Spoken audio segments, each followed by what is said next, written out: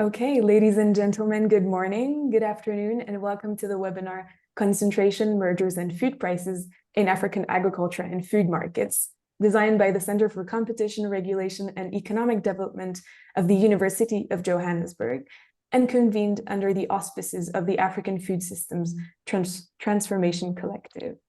This is the second of a series of 3 webinars bringing together key groups of stakeholders around food systems. Last webinar addressed the barriers to entry and growth of smaller market players in food and agriculture markets. Today, we're focusing on concentration and mergers and their impact on food prices. In sub-Saharan Africa, food represents 40% of household spending. The increase of food prices therefore impacts food availability. And research points to market failures and concentration issues at the heart of this food prices increase. I am Miriam Hamadi, Law and Policy Advisor for the Shamba Center for Food and Climate, and these questions are at the heart of our work. And we recently released a report pointing to the issues caused by concentration in food and agricultural markets and their impact on food security. This report is very timely, and I'll be sharing it on the chat for this webinar, and it points out to a series of recommendations, including the strengthening of competition authorities, as well as the increase in regional collaboration. Today, to speak about the topic of concentration of mergers and their impact on food and agricultural markets, I have the pleasure to moderate an excellent panel composed by Dr. Mwemba from the the COMESA Competition Commission, Dr. Adano, Acting Director General of the Competition Authority of Kenya, and Professor Simon Roberts, Lead Researcher of the Center for Competition, Regulation, and Economic Development of the University of Johannesburg.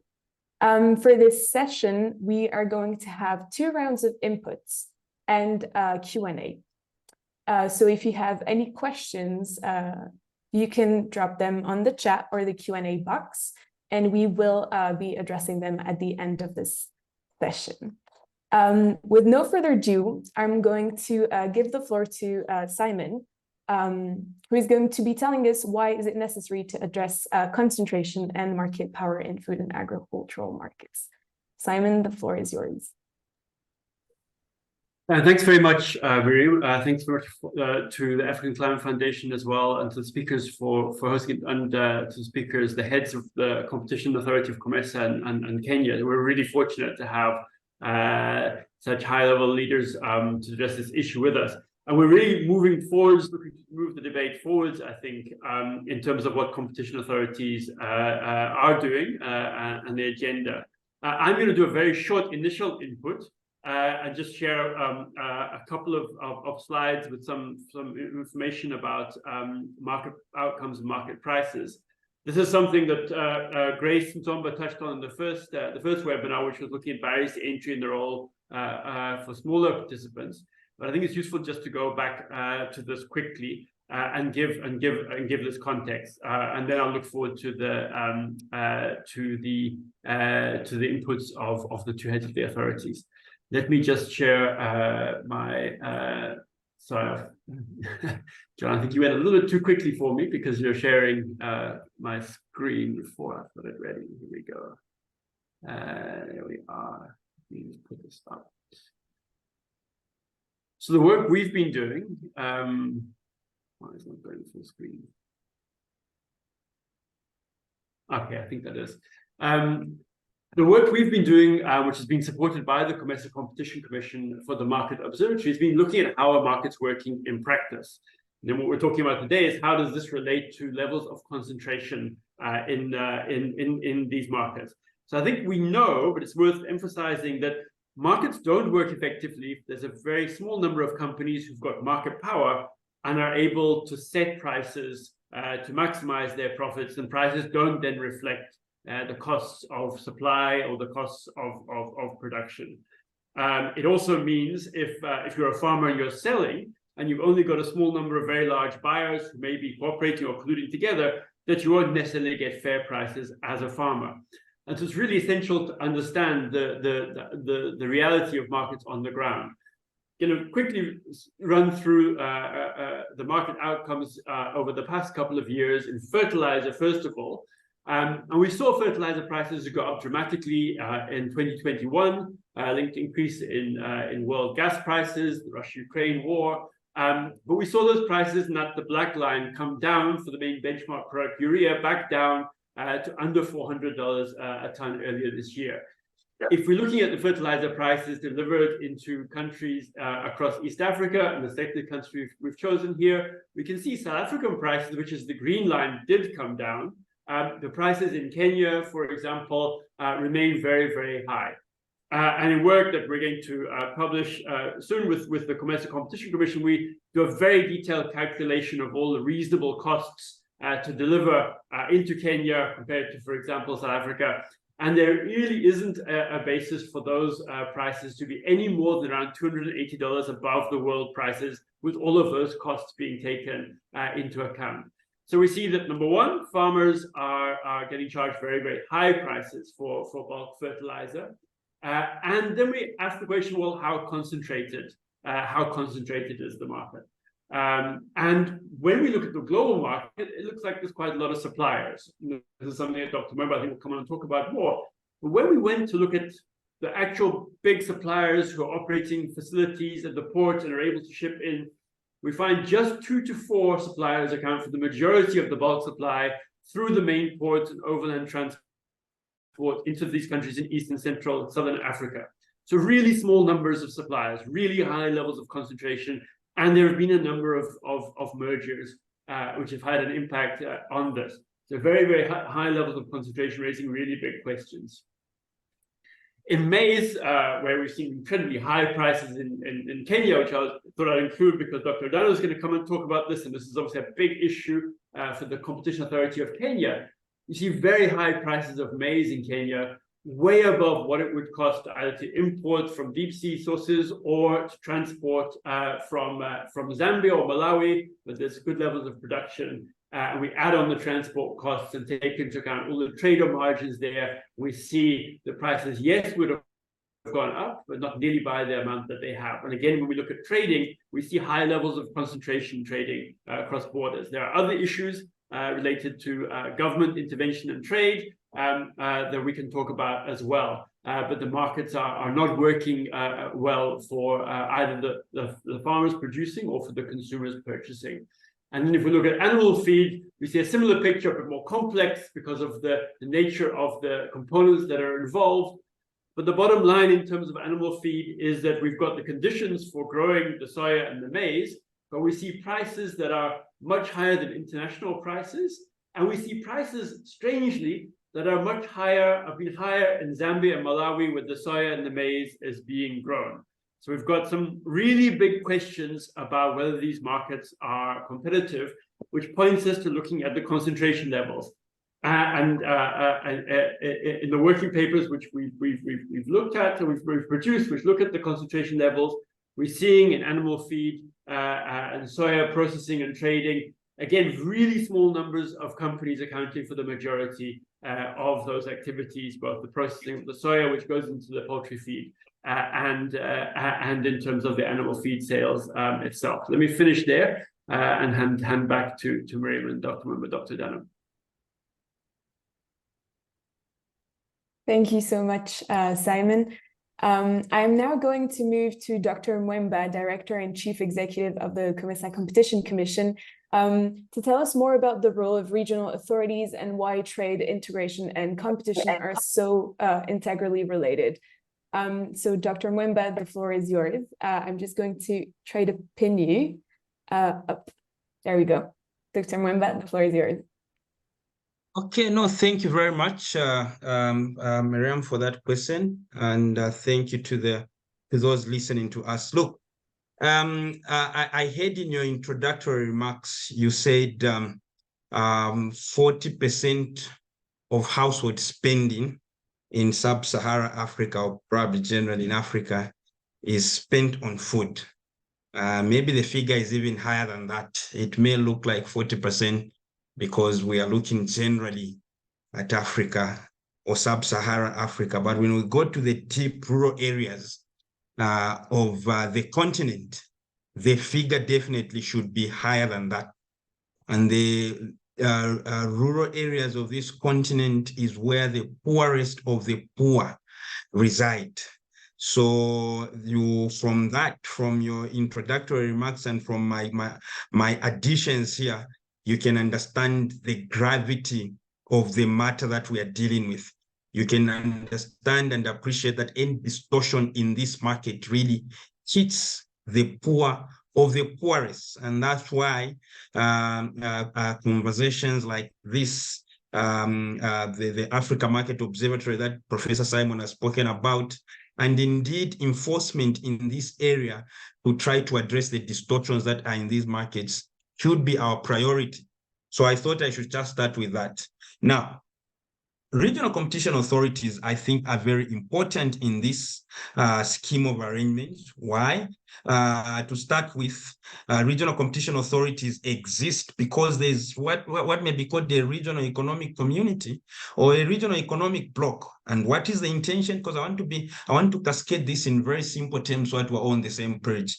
What is the intention of having these regional economic blocs or regional economic communities in the first place?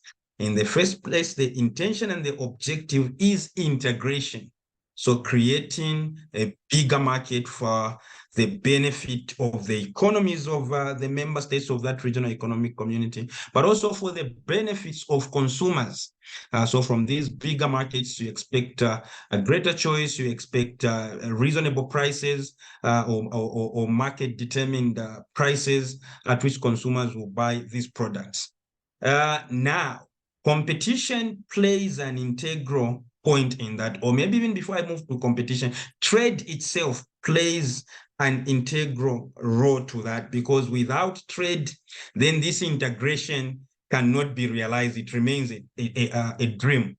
It is trade that actually, actualizes this integration.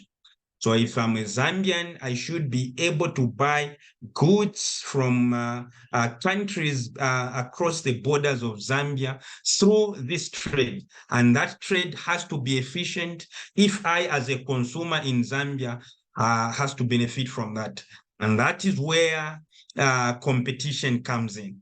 Because there may be trade on paper, there may be markets opening on paper, tariffs and non-tariff barriers eliminated or significantly reduced on paper, but de facto or in reality, there may be very little trade among those countries that have agreed to trade amongst themselves for purposes of integration. And sometimes, in fact, in most cases from experience, I've understood that it is anti-competitive practices by businesses operating in those regional economic communities that end up frustrating this integration agenda, that end up frustrating this free trade objective, sometimes with seriously devastating consequences more than the tariff and non-tariff barriers themselves. So that is the link. And I now come to what Professor Simon was presenting on. If you look at what Professor Simon was presenting on, you can see the negative effects on the markets in terms of pricing and the margins that he was trying to show there. And it brings me to the word concentration. So research in our markets has shown that actually our markets in sub-Saharan, especially in COMESA, where I have a bit of some competence, are highly concentrated, meaning there are very few players in those markets, very few players. And since we are talking about the agri markets, we are talking about those middlemen, I'll loosely call them middlemen or traders, who are dealing with farmers. So buying from farmers and then processing and doing everything and finally selling to the final consumer. These are very few in number. They have the financial muscle. They have the bargaining power. So they would end up buying the raw material from the farmer at a very low price, very, very low price, which is not a market price. And that exacerbates poverty for the farmer because they will always be receiving this low price and they will never graduate into a commercial farmer, or at least a farmer of of sensible, if I may use that term, of sensible weight in the market. Same happens on the consumers, because these same traders will now sell the price of will now sell the product that has been processed at a high and unreasonable price to the consumer. Why? Because there are very few, and literally there is no competition. They are not having competition from anyone. And then sometimes they also engage in what we call cartels, because it's very easy to coordinate their behavior and sort out the farmer and indeed the consumer. So those are some of the concerns. Now, we have also observed in our case that these market players operating in the agri and food markets are regional players and are present in multiple jurisdictions. So they may be few, but they are present in more than one country. They are regional players. And with this behavior I've just talked about, it means they frustrate that trade, and it means they frustrate that integration agenda. And the behavior I've talked about is anti-competitive. So the role of regional authorities comes in, Miriam, because national competition authorities cannot address those that conduct effectively. Why? Because their law is limited to the borders of their countries. But a regional competition authority like COMESA Competition Commission will have jurisdiction in all its member states, in all the 21 member states. So that is where the regional competition authority comes in handy to address these matters. And that is where the regional competition authority interacting and collaborating with other stakeholders, creating this case through the African Market Observatory that we are doing, will be able to appreciate the market and then identify those areas of concern and initiate enforcement action where needs be. So just maybe just a minute, I summarize on this. So just to reiterate the point, competition enforcement at national level would not be effective, as they would only be focusing on their national boundaries, as I've said, and outcomes may be suboptimal. Anti-competitive conduct may become regional because of these agreements, horizontal or vertical, or even abuse of dominance in one country that may have effects or can spread across borders. I'll quickly give an example, and this is the last one on this point. I know we don't have much time. When I say anti-competitive conduct may become regional, in that these agreements, vertical, horizontal, even abuse of dominance in one country may have effects or can even spread across borders. You heard what Professor Simon said about the situation in Kenya, which Dr. Dano, I think, will expound more on. That situation in Kenya is not only localized because the effects are just within Kenya, or they are emanating just from the borders, within the borders of Kenya. No, it's a general bigger picture of what is happening along this agri value chain in the region, occasioned by anti-competitive conduct by these firms,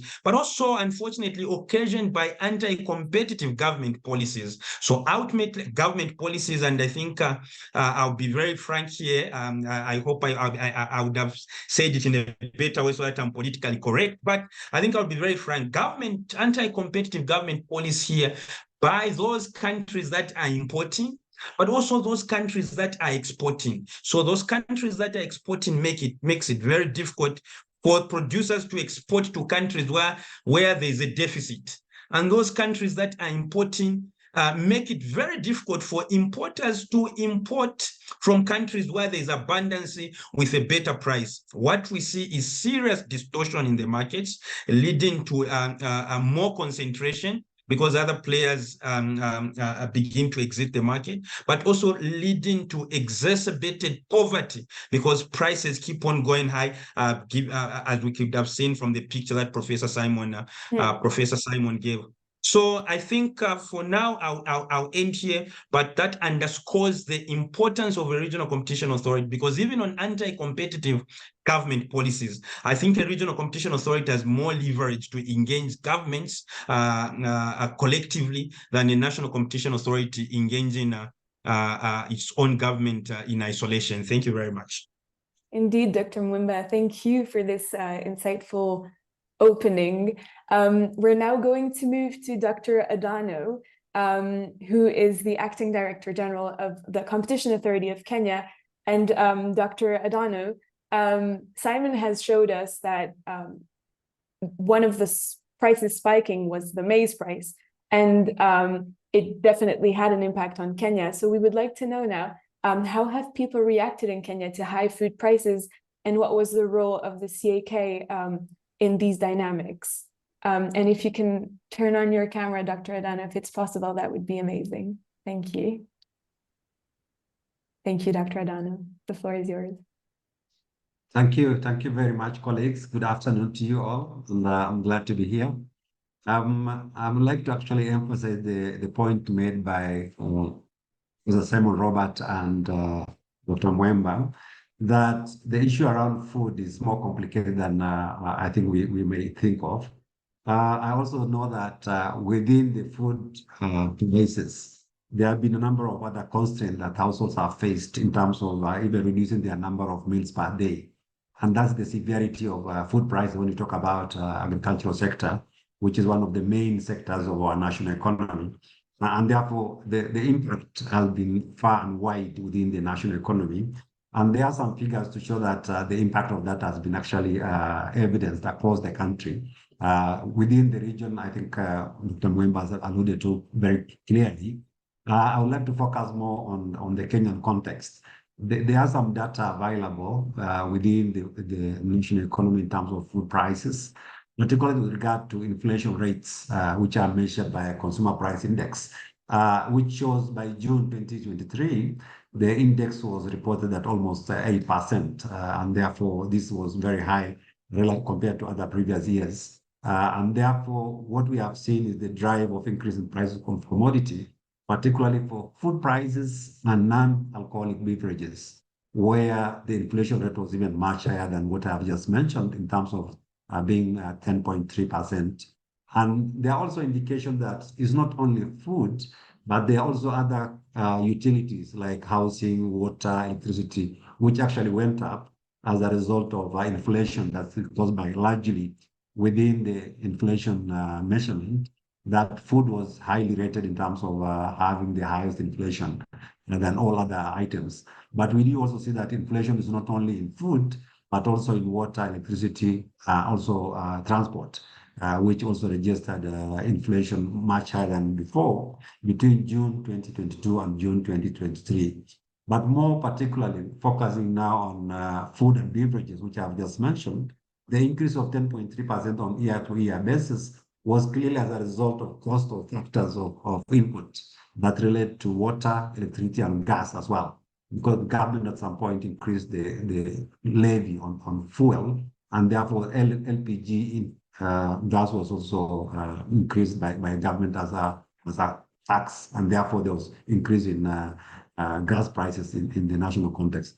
Of course, the issue around fuel is a global phenomena, following that's an external induction by the war in Ukraine and other areas. And more specifically, if you look at basket of food that are more relevant for households within the national economy, we do see that price of sugar, for instance, increased by 58.1%, whereas the price of maize within this period of focus increased by 30.7%.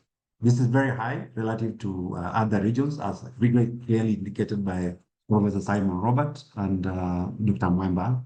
And I really want to also mention the fact that also electricity, the price increased by 53.4%, which clearly shows that if you talk about food, there are also other related issues that households cannot substitute the prices for one for the other, and therefore the expenditure has to go together hand in hand.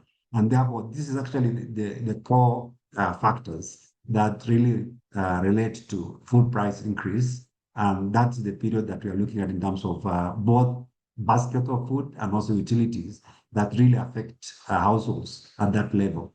And therefore, the outcome of this is in terms of a consumer being worse off in terms of purchasing power, and therefore consumer welfare has really gone down because of agricultural food price increases, although we cannot rule out the other factors which have actually contributed to worsening of consumer instances. And of course, there are issues around competition issues that is also induced by a pandemic before the drought that was also experienced in Kenya, which is also responsible for price increases as a result of depressed agricultural production. That disruption of pandemic also resulted in price increase in basic commodities, which means that there are carryover of effects from COVID to agricultural depression and therefore increases in demand, whereas we see that the supply was actually depressed and therefore hurting disposable household income. There are also logistical issues constraints that contributed to raw materials, such as the palm, sunflower, which are used for manufacturing of edible oil. We do see that even post-COVID, the sources for this edible oil were actually constrained, like Malaysia. I am very well aware they made a measure that constrained the supply of edible oil, and therefore we were affected because that's one of the areas that we are exporting edible oil from. And the raw input that comes to that actually affected the hiking of market prices, and therefore particularly the wheat and flour market was globally affected. Yes, also that is transmitted to the Kenyan economy as a result. And we do see that that global increases also increase the cost of manufacturing of commodities with a multiplier effect across the sectors of our national economy. And this push prices up, as I've just mentioned. And transportation of commodities and produce from farm to market was delivered at very high prices. And this was actually the factor behind increase in agricultural prices. What we do also see that adverse weather effect for the last 2 years had also played a role in terms of what farmers have gone through that increased or reduced commodity prices and the cost of other input into the household production and farm production, as well as water, which was one of the key input into the system for agricultural production as a result of drought was really also refreshed. We did have a number of interventions. As a competition agency, we did prioritize from our end major determination that contribute to positive and adaptive capacity to the environment to enable that transactions within the agricultural sector is actually not negatively affecting the livelihood of the households, so that consumer prices are not affected in a way that we would like to see being affected. Therefore, competition have a role to play, and we prioritized mergers coming from the agricultural sector. The other thing I think I don't have to dwell on this much, my colleagues have really mentioned. It provided an opportunity for us to cooperate across regions, and therefore intend to conduct research that was conducted by COMESA in collaboration with other regional competition agencies. Was a clear indication that there's need for greater cooperation and also create innovative ways of providing results on high quality products that can reduce cost of production, such as distribution may constrain prices, and also logistics input that was also affected. And finally, on this particular point, I would like to mention that the authority also initiated market screening in response to essential commodities across the country, with players, manufacturers, and traders who are required to report on price of commodities on a periodic basis, with the aim of ensuring that the price do not increase further, and therefore consumers are not exploited as a result of adverse factors that affect agricultural production, and therefore affecting the price of output, agricultural produce, and therefore consumer welfare at the end. I would like to stop there for now. Maybe I can pick up later on. Thank you very much. Thank you, Dr. Dano. Thank you for these insights. And indeed, as you mentioned, it's not only about tackling concentration and market power in the food sector, but it's also looking at the food systems, including in the energy and electricity sector. And it's very interesting to see what CAK has managed to achieve and the interventions it's done in this sector. I'm now going to move back to Dr. Mwemba to see what the COMESA Competition Commission has been doing on this point, and what are the challenges the Commission faces in this sector. Dr. Mwemba, the floor is yours. Thank you so much, Miriam. One of the biggest challenges actually in the sector of the agri-food sector. The biggest challenge that I'll be very honest to point to is government policy itself. And I shouldn't be misunderstood here that I'm attacking governments in the common market, far from it. Because obviously government have reasons why they come up with certain policies. And some of those policies are to safeguard the interests of producers, but also the interests of their own markets. But I think as those policies are being developed, there should be a wide and consultative approach, including consulting competition authorities, because the intention may be good, but the outcome may have these disastrous effects we are talking about. So the biggest challenge to me is government policy, which sometimes end up providing a fertile ground for companies to engage in anti-competitive practices and frustrate the farmers, but also exploit the consumers. The next issue, which is also highly related to this, is the lobbyist influence of these companies that we are talking about. Again, I go back to what Professor Simon, the scenario and the picture Professor Simon showed us there. We are dealing with very few companies here, very well known in all these countries. And when I say well known at the highest level, there are companies that are very influential. I've heard and seen of unfortunate situations in countries where authorities sometimes have identified the issue and these companies have gone to lobby and fight against the recommendations of an authority to address the issue of concern. So this issue of lobbying by these companies, lobbying at the highest level, is also very worrying. And it brings me back to the point I made earlier, that we can only then address this situation by, and as Dr. Adano has said, by working together rather than in isolation. Because if we work together and identify a concern which is common to all of us, then it means even that one you are going to lobby from will appreciate the gravity of the matter and will have to think twice. And then the other issue that is of concern and which is a challenge, in my view, in this area is an issue of knowledge and awareness. By who? By a number of stakeholders.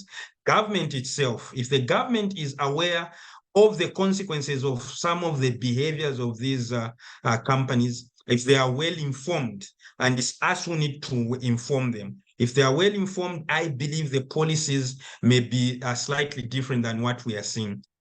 Small-scale farmers, sometimes they are not well informed and they may appreciate that they are being exploited, but they do not understand what they need to do to avoid that exploitation. They do not understand the magnitude of that exploitation. If they were aware and they have the knowledge of this, probably the situation would be slightly different and would help them to be aware of this. It is us who are identifying those problems.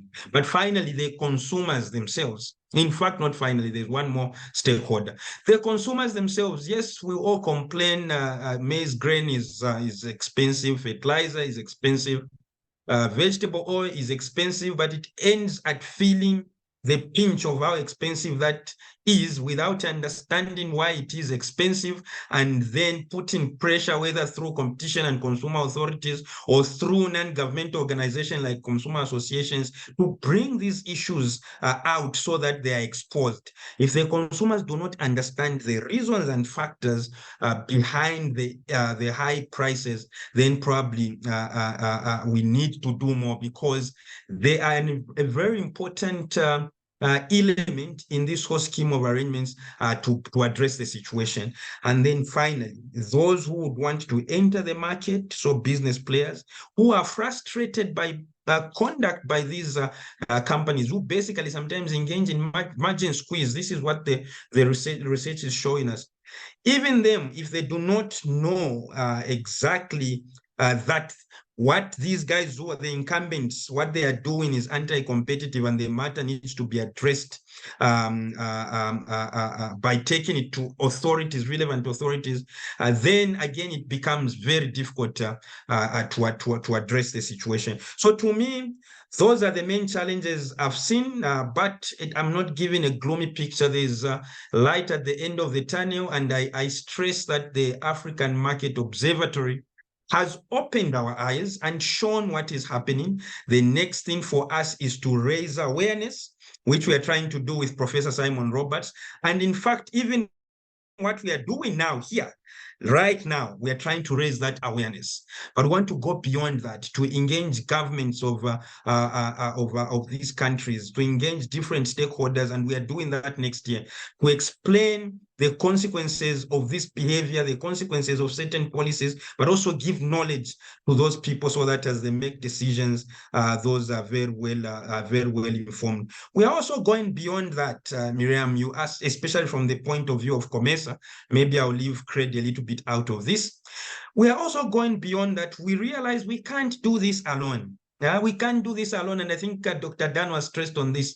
We need to do this with a number of authorities and stakeholders. So we've gone beyond just COMESA ourselves, engaged in a number of agreements with competition authorities outside COMESA and also outside Africa.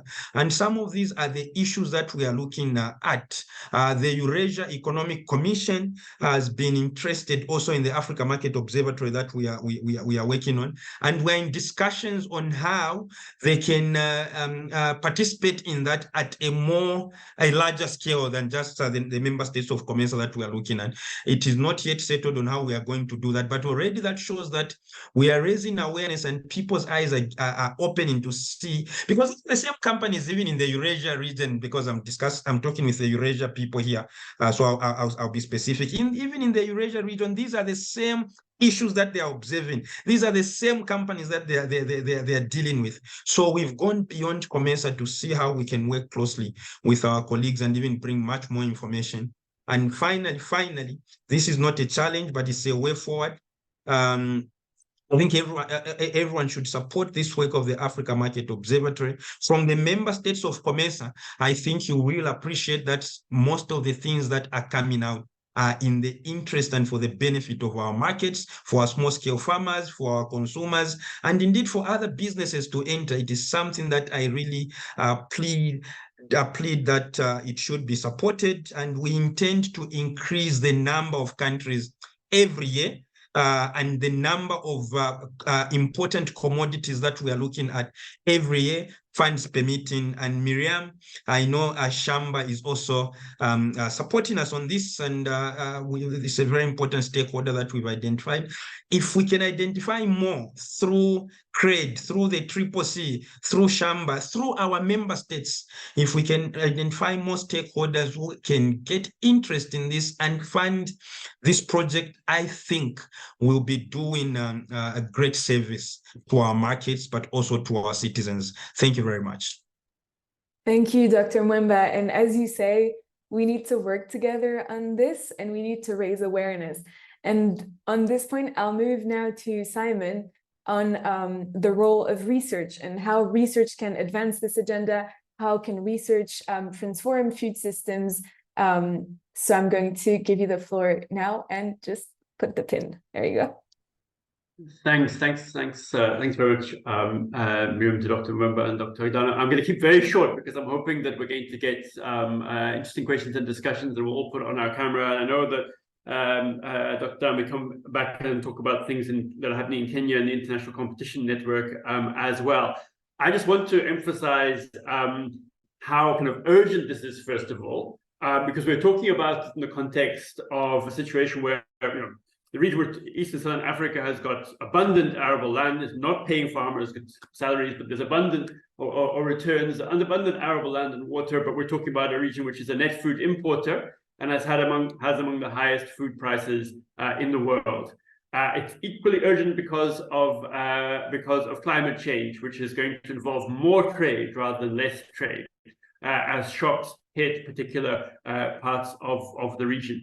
And I think the big thing that has been missing from the debate is the extent to which we have incredibly high levels of concentration at various market levels in key value chains. And so just the sunlight coming in is important as a starting point to see what is going on. But we were shocked just how poor the information that existed already was, especially given all the donor support that there had been to working on food systems, etc. It's very difficult to actually find out and assess the different prices along the value chain from the farm gate through all the processing levels. That's the first thing. And secondly, we were also really surprised, and you'll see this in the working papers, at just how big some of the large companies were that were integrated along the value chains. And these are truly multinational companies, and how international this effort therefore needs to be. So I can talk more about particular issues that we've come across in response to questions,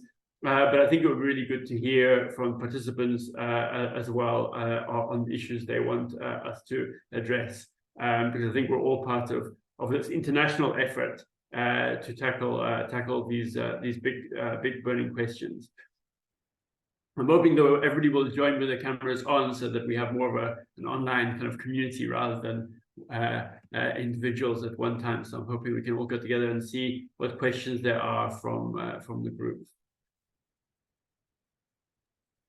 Thank you, Simon. So we're going to move now to the Q&A part of our session. And I think we're going to start with Dr. Mwemba. You mentioned what the COMESA Competition Commission was doing, the challenges it was facing. And I wanted to know if you wanted to give us a specific example of like an agriculture or food markets on how these challenges look, if you want to elaborate further, Dr. Mwemba. Your mic is muted. I have observed that challenges of digital platforms. Yeah, no, thank you very much. I think I'll give challenges. One way we intervene in these markets is through the review of mergers and acquisitions, through research, as the one that we've been talking about throughout, and through investigations, actual investigations on the restrictive business practices that the companies concerned may have engaged in. So I'll talk about mergers, but also the restrictive business practices. From a mergers point of view, one of the challenges that we have observed is, because from these mergers, Miriam, that is where concentration in the first place began. Companies kept on merging and reducing the number of players in the market. And before we realized it, we remained with very few players, and it started in simple terms, in an isolated fashion. So in Zimbabwe, the companies were merged because you're only looking at the Zimbabwean market. It doesn't show the bigger picture. The merger is approved without any conditions. In Zambia, same thing. At the end of the day, when you look at the overall picture, it has created the concentration that we are talking about and the concerns that we are worried about now. So one particular, I will not mention the name of the companies for obvious reasons for now, but there's a particular case of a company that has been involved in what I may call creeping mergers and resulting in vertical integration, carefully, slowly, but sure. And we were not observing what was happening. It started at national level. It ended up even at regional level. And probably we did not observe what was happening. And we've created the situation, we've contributed to the creation of the situation that is at hand. The problem that is there is, if I may be very specific, is that sometimes it becomes very difficult to gather the data that is required to make an accurate decision, at least from a commercial point of view, an accurate decision on that particular transaction or a merger, which maybe could have been rejected or maybe approved with conditions to address the concerns that we have. But because of some data that is lacking or that is not given to us, or that is given to us but inaccurate, leads to some of these situations where you approve a transaction that later on starts showing these effects. So data is seriously insufficient. And then we need, once again, to work very closely with our stakeholders, national competition authorities also. I know we are working together, so I'm not saying we are not, we are, but we can work much more together, especially on these transactions of concern, or those that have been identified by researchers like this. We can work much more closer so that we identify all these issues. And then lastly, mergers are time specific, time sensitive, Miriam. So at commercial level, you only have 120 days to look at the transaction and approve, reject, or approve with conditions. So beyond 120 days, if you've not given a decision, actually the merger is considered approved automatically. So sometimes some of these pieces of information may only come out after the transaction has been approved. If a research like this one, the AMO, reveals that in fact accurate information was not given to us, or full information was not given to us, what do we do? Okay, in my view, I think we have all the power to unwind that merger if wrong information was given to us, or at least fine them heavily and impose remedies post-merger to address that situation. On the restrictive business practices, I think the situation even gets a little more complicated, because restrictive business practice is where actually the conduct has already happened and you need to address that conduct. The situation becomes a little bit more serious, because there the standard of proof is quite high. So even the information that you need should be much, much more sufficient to prove your case. So if there's an area where lots of stakeholders, not just the Commercial Competition Commission and its national competition authorities, but lots of stakeholders like yourselves have been, I'm beginning to read the report that you issued not long ago. I'm beginning to see a lot of important things in that report that can help us in our own work and enforcement. But how many of us even understand and know about that report that you have, Miriam? Very few of us. So there should be a deliberate effort, not just by us, the competition authorities, but also by stakeholders like yourselves, who are doing a lot of good work in this area, but probably which is not coming to our attention to assist. So I think those are the issues I may mention here, but I'm glad to tell you that at the Commercial Competition Commission, we've become very deliberate, especially in this sector, because of the impact it has on the poor. Of the measures that we've looked at almost 400 measures now. The second place sector of the majority of measures we've looked at are in the food sector. That shows their gravity and also the issues that may be in this market and the importance of this market. So we are very deliberate about this. We have currently, I may not mention names for obvious reasons, but even now in the commission, we have active investigations in this sector, and we hope we'll be successful and share the outcome later with you. Thank you. Thank you, Dr. Mwimba, for these insights. We're seeing in this panel that we have different levels of intervention, and all of these levels are important, whether it's national, whether it's regional or international. And on this latest aspect, Dr. Adano, I'd like you to tell us more about the role of the CAK in the ICN special group.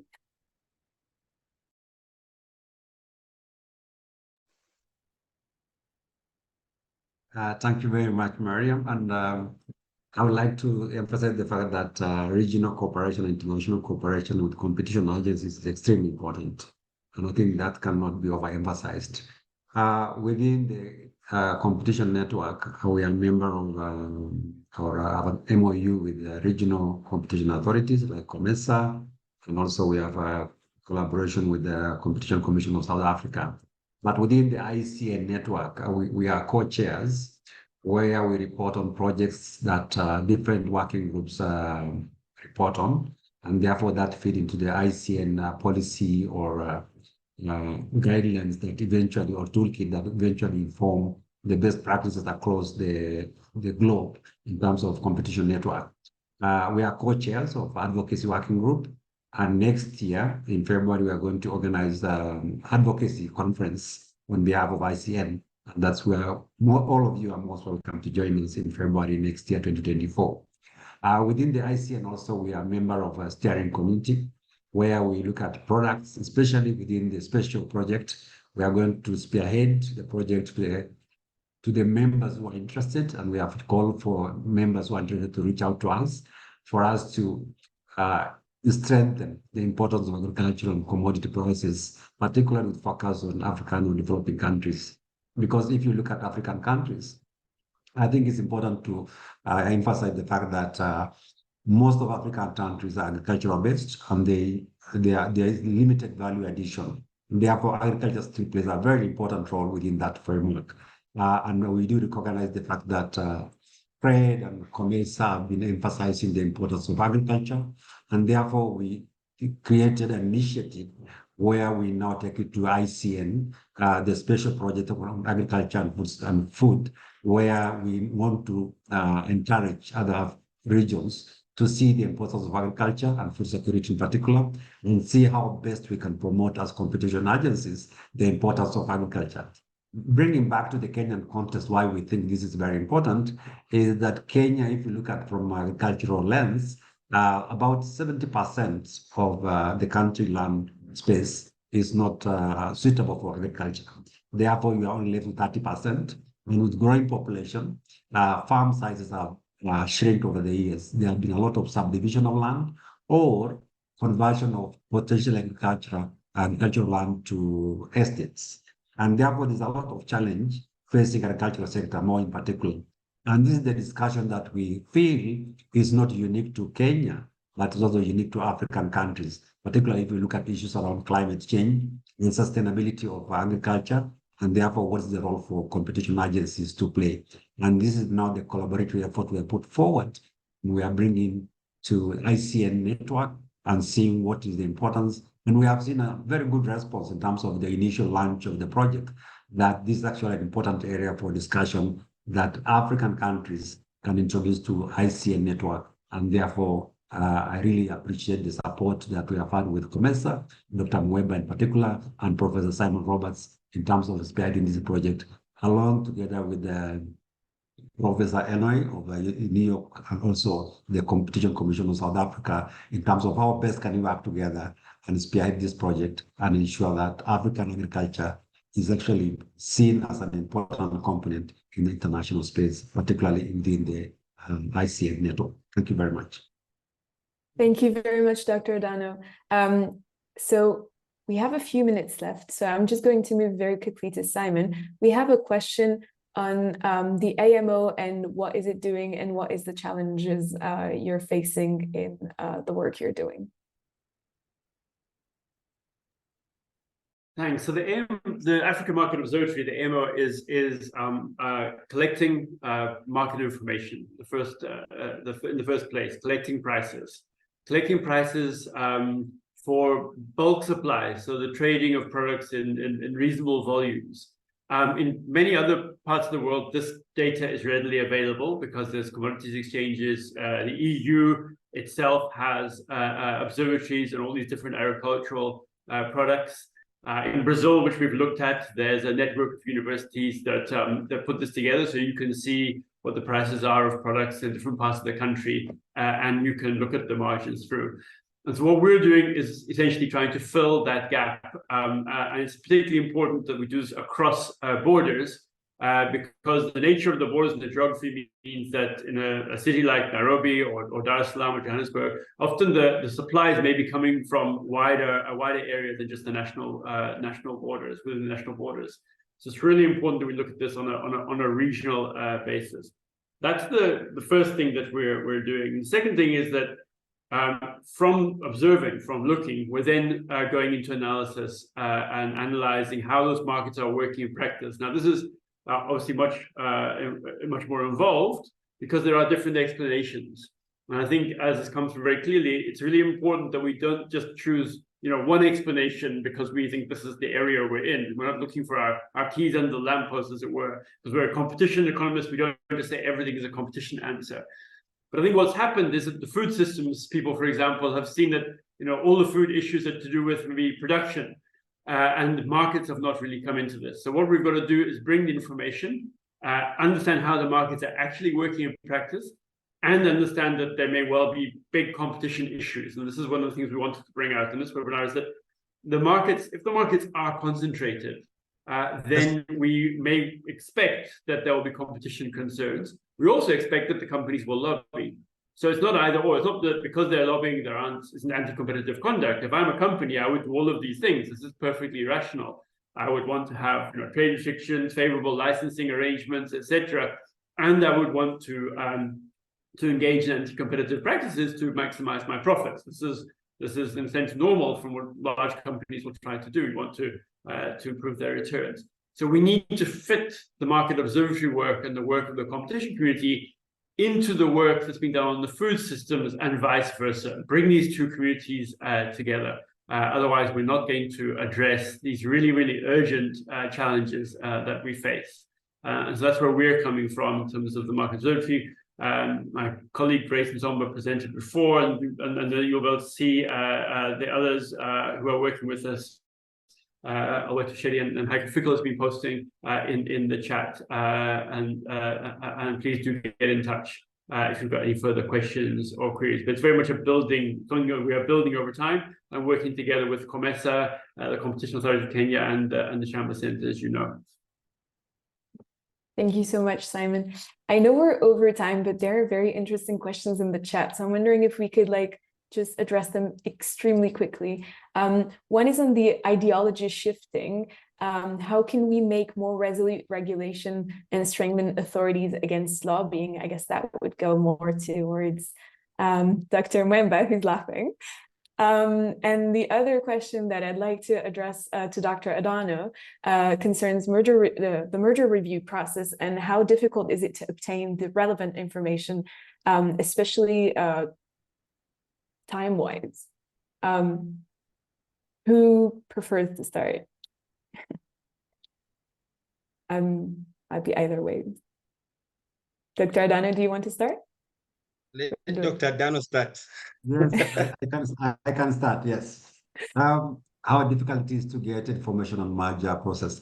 I think normally the process should start with the parties, and therefore it should be easier, as you might expect. But it doesn't always happen like that. There are also interests in terms of why merger is taking place and how you submit in the merger. And of course, the law firms also submit a merger on behalf of the undertakings. And therefore, there are a lot of issues around the submission, and therefore, we are bound by statutory timelines that mergers should be reviewed within 60 days of receipt of full information about a merger process. But what has happened in some instances that parties come forward and express the sensitivity of approving merger. May that be for any other reason that is not due to the authority, or for firms that are failing, therefore they want to rescue a given entity from collapsing because of merger. In some instances, yes, it's difficult in terms of if the agreement upon which a merger notification is requested is not available or put before the table, before the authority. And therefore, there's a lot of push and pull in terms of we need this information before we approve any merger. And therefore, there's that sensitivity that is not entirely the objective of undertaking that request for merger notification or approvals. And therefore, in that instances where the parties don't have the requisite documentation for mergers to be considered for analysis and therefore approval subsequently, it's difficult in that sense. I think the other point is with regard to what my colleagues have mentioned, that not all the time you get full information what you need to analyze a merger, and therefore there's incomplete information for you to analyze a merger. But in most of such cases, however limited they are, then you'll be forced to analyze a merger based with the information available, and therefore your analysis is not robust to the extent that it can actually inform competition to the extent that we like to inform. And what you see thereafter, therefore, is that the post-merger competition effect that arises may not be observed at the end. And we have seen before that there is such an instance where we approved a merger and therefore the entity collapsed post-merger as opposed to our expectation that is going to contribute to more competition and therefore lessening of competition or distortion of competition that we anticipated at the beginning did not arise. So I think it's not black and white where you say notifications from the parties and therefore information is complete or it's actually objectively done. There are other instances where external factors that may not be easily observed by the authority can influence the process and therefore the outcome is also affected. But in more than most of the cases, the merger goes as requested, with two conditions: that competition assessment is established and therefore the public interest, particularly with our case, has been one of the key factors for consideration. Although also I would mention, just to conclude, other parties or critique has come forward and say, why are you considering public interest as one of the key considerations, particularly when it relates to employment? And they have expressed the extent that are we employment barrier if we are not competition concerned agency. And those are the issues, and I think there is more. And moving forward, I think even with the digital technologies, then there are other issues that actually we need to look out for in terms of emerging areas of competition assessment and how we can undertake that assessment.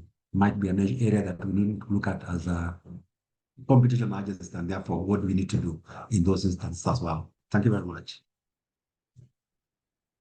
Thank you so much, Dr. Adano. Dr. Mwemba, do you want to take the floor for the lobby question? Thank you, Miriam. That is a very difficult and interesting question, but I have a very simple answer. And my simple answer from a personal point of view is that I don't think we can prevent lobbying. I don't think we can stop lobbying. It's very difficult to come up with a law that prevents or stops lobbying because lobbying comes in very different forms. Okay, so it doesn't have one face, it doesn't have a common face or format. It comes in different ways. But I think what we need to strengthen are these laws, because when you lobby, the negative effects of that lobbying in our case would be the anti-competitive conduct that is perpetrated on the market. So for us, I think the most important issue is to strengthen laws against anti-competitive conduct, and then to ensure our competition authority are independent to the extent possible. And I use the word to the extent possible. There are a number of factors in the background, so that regardless of your lobbying efforts, if something is anti-competitive, that one will be addressed immediately. It is on the market. And then finally, which I've always been saying, which I've also said on this platform, make sure we engage as many stakeholders as possible, so that as our friends, the business players, have lobbied to the powers that be. The powers that be have understood the consequences of what been for, because we've made them aware of such consequences and we've made them aware of the benefits of well-functioning markets. But Miriam, these are easier said than done. So we are not saying this is a thing that immediately tomorrow we'll see the positive outcome. These are things that we should be deliberate about. We should be consistent. We should be persistent. And I think we are in the right direction at COMESA with our member states and the African, those that are involved in the African Market Observatory and trade as well. We are in the right direction, because that is the exact approach that we are taking. We are saying, look, we've identified a number of factors, not just actual conduct by business players, but governments who are coerced into allowing that conduct on the market. Why? Not because that's what the governments want to do, because they've not heard the other side of the story, and they are not probably privy to the consequences, negative consequences of what they are facilitating. So we will continue like that to the AMO and other initiatives like that one. Those are the only ones that will help us address the situation. We can't have a law, in my view, expressly prohibiting lobbying. Thank you very much. Thank you so much, Dr. Mwemba. I think it's time to wrap up this session. So just a few words. So we've seen with this excellent panel that we need to tackle excessive market concentration in agriculture and food to make food systems more sustainable. And in this frame, competition authorities, both national and regional, are crucial. They're the catalytic power, and they can't do this on their own, and we need to support them, all of the stakeholders of the food systems, whether it's the civil society, whether it is research centers. And I'd just like to thank our incredible panel, Dr. Mwemba, Dr. Adano, Simon Roberts, for this session, and to our audience for attending and taking the time. I'd just like to mention that Florian Kroll put in the chat the next webinar coming, that would be normally in early January. So it will be webinar 3 of this series, addressing the reform agenda for international and regional competition enforcement to tackle the increased global concentration. So stay alert. Enjoy the rest of your day. Thank you so much. Bye. Thank you so much for inviting us. Bye. Very much, Mariam. Bye-bye. Love to all.